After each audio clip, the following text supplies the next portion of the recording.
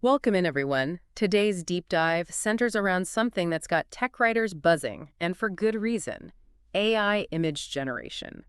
We're diving into an article by senior tech writer Curt Robbins, and let me tell you, he makes a pretty compelling case for why this is such a big deal. What's really interesting is how Robbins nails this challenge we've all faced as tech writers. We're always stuck between a rock and a hard place with visuals, right? Hmm. Stock photos feel impersonal, and building your own library takes forever. Plus, there's always that chance you're using the same stock image as your competitor. Exactly, and good luck finding that perfect image when you're trying to be original, right? Robbins uses this analogy of needing a picture of, say, a squirrel, but it's navigating this crazy maze of red tape, all to explain government regulations. Good luck finding that on Getty Images. You'd be searching for ages. And that's where AI steps in. Like, it's ready to paint you the perfect picture, whatever you dream up, your own personal illustration department. Precisely. Robbins gets into the sheer range these AI tools offer. And we're not just talking realistic photos. This is graphs, logos, you name it, even different art styles. He actually uses AI in his own work, which is super interesting. Yeah, he gives some great examples. Like, he needed an image for an article on, the distractions of working from home. He wanted to show chaos, basically. Right. Who doesn't relate to that these days? So get this, he uses AI to create this scene with, like, a cat making a tidal wave of spilled coffee, his kids having a thumb war, and to make it even more hectic, a car accident's happening outside. Wow, talk about a recipe for disaster. That's the point, right? Good luck finding that kind of specificity in a stock photo. Exactly. And that's the revolution Robbins is highlighting. This level of control over every little detail, it's what makes AI image generation so powerful. He argues it lets tech writers be way more creative visually, not stuck with whatever's out there already. He even talks about choosing the image's style, like making it look like an old comic book or a film noir. Crazy, right? The possibilities are pretty mind-boggling when you think about it. And it goes beyond just looking cool, too. This control actually translates into real benefits for tech writers, right? Totally. We're talking huge time savers, not to mention the cost savings compared to those pricey stock photos. And, of course, this creative freedom. It really does feel like there are endless possibilities here, but I'm sure it's not as simple as plugging in a few words and boom, perfect image every time. Were there any drawbacks Robbins mentioned? Yeah, there are definitely things to watch out for. Like, one area that still needs a human eye is text in images. Oh, interesting. Yeah, AI's come a long way, but it can still trip up on a word or two, Oh. so proofreading is still a must. So no hit and publish just yet after the AI works its magic. Exactly. Robbins makes this point that good enough isn't, well, good enough for us tech writers, right? Right, of course. He even talks about having to scrap a whole image because the AI took his prompt in a direction he wasn't expecting, let's say. Oh, really? What happened? So he's trying to create this visual for the challenges of remote work. Want something chaotic, right?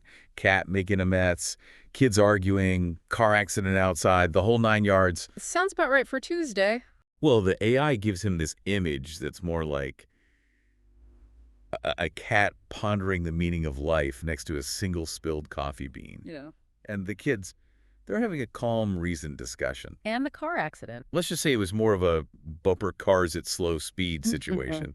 Not exactly the high-impact visual he was going for. Okay, yeah, a little different than what he had in mind. Totally. So, yeah, it's important to remember AI is a tool, a powerful one, but it's not a replacement for our own judgment. It's like that old saying, garbage in, garbage out, maybe. You still need the human touch. 100%. Think of it as working with, like, a really talented assistant, They need good direction. That actually reminds me, all this talk of AI and visuals, are we talking about things like Delay, Midjourney, those sorts of tools? Exactly. Those are great examples. They basically take your words, your prompts, and turn them into pictures. And that level of detail you have, that's what makes them so powerful, so different from, just Googling an image. So no more scrolling for hours, hoping that perfect image magically appears on Shutterstock. Well, we can dream. That's incredible. It really is like having a conversation with an artist, but instead of paintbrushes, it's all algorithms. Yeah, and the more specific your instructions, the better the AI can understand and create what you're envisioning. This is definitely one of those the future is now moments. And for tech writers, it's huge, right? Yeah. It's not just about cool tech. It's about working smarter, being more creative. Without a doubt, it could really be a game changer for how we approach visual communication. It's almost like we're on the verge of a whole new visual language for tech writing, It really makes you wonder where this could all lead. Robbins doesn't get too deep into the weeds on that in this article, but yeah, you definitely walk away feeling like things are about to get interesting. He does bring up one point that I think is worth highlighting. Yeah, what's that? This whole idea of accessibility. Yeah. He sees, and I'm inclined to agree, as these AI image generators get even more user-friendly, more affordable, we're probably going to see a huge surge in how much visual content is in technical writing. Which makes sense. If it's easier to make these custom visuals, we're bound to see a lot more of them out in the world. Exactly. And that could totally change how we all consume and understand technical information. Interesting. So are we talking about like textbooks that come with interactive 3D models, all generated based on what the student needs at that moment, or like user manuals that change their visuals depending on what device you're using? It's not out of the realm of possibility. This technology is evolving so quickly.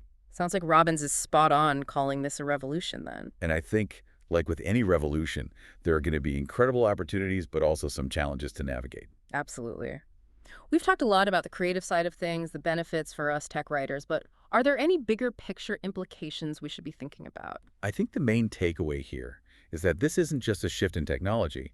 It's a shift in how we think about visuals, period. Yeah. And as AI image generation becomes even more sophisticated, it's really on us to use it responsibly, thoughtfully. Couldn't agree more. It's a good reminder that even with all these amazing technological advances, that human element is still so important. Well, a huge thank you to Curt Robbins for this insightful look at where visual communication is headed in the world of technical writing. It's an exciting time to be a tech writer, that's for sure. It really is. And listeners, we want to hear from you. How do you envision using AI in your work? What excites you? What concerns you? Head over to our website, leave a comment, and let's keep this conversation going. Until next time, happy writing.